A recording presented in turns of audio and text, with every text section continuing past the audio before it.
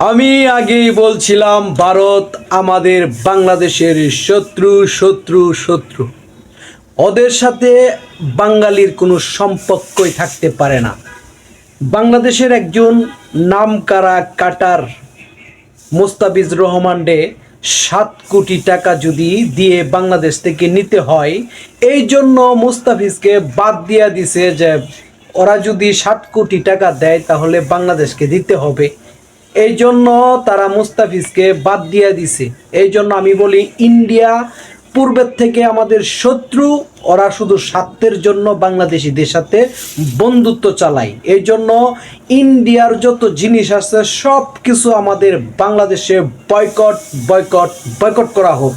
এবং কি বাংলাদেশের আইপিএল, ইন্ডিয়ান আইপিএল বাংলাদেশের যে কোনো টিভির চ্যানেলে যেন না দেখানো হয়, কারণ ওরা আমাদের বন্ধু হতে পারে না, শত্রুদের সাথে কোনো মোকাবিলা নাই।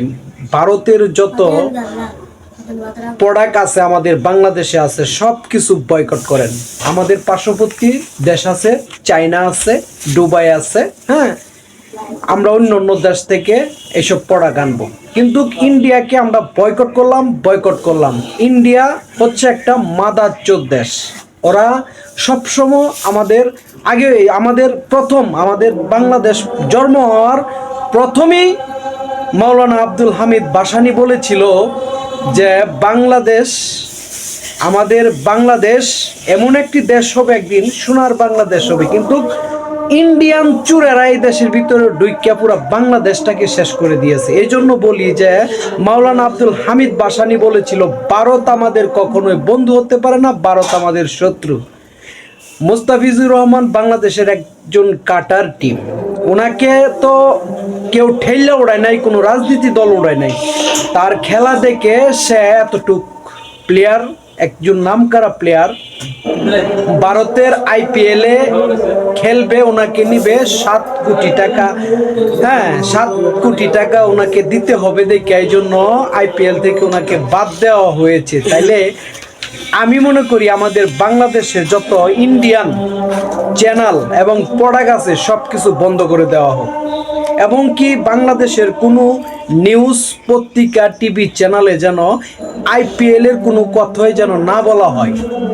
এই একটা কথা আমি সবাই বলতে চাই। আর যদি কোনো টিভি পেপার যে কোনো একটা নিউজ, যদি ইন্ডিয়ার কোনো খবর এই বাংলাদেশে পৌঁছানো হয়, সেটাকে ভেঙে ফেলা হবে, ঘুরিয়ে দেওয়া হবে, ঠিক আছে? আমি প্রতিবাদ করতেছি। আমার সাথে যদি আপনারা একমত থাকেন অবশ্যই কাজ করবেন যে আমাদের মোস্তাফিজুর রহমানকে কি কারণে বাদ দিছে। ওরা তো সারা জীবন মনে করেন গরুর মুত খাইছে, গরুর গু খাইছে, ওগুলোকে আমাদের কোনো সম্পর্ক নাই। ওরা হইছে দালাল। আর আমাদের বাংলাদেশে যে ইন্ডিয়ান রয়্যাল যেটি আছে, এই রয়্যাল যেটি আছে এটি ব্যক্তিরা মনে করেন লাইতে ইন্ডিয়া ভাড়াইতে হইব, ঠিক আছে? আর বাংলাদেশে এখন বহুত আছে আওয়ামী লীগের আমলের অনেক ওই 200টা চাকরিজীবী তো আছে, এটিতে চাকরিচ্যুত করতে হইব, তাইলেই আমাদের বাংলাদেশ ঠিক হয়ে যাব, ঠিক আছে?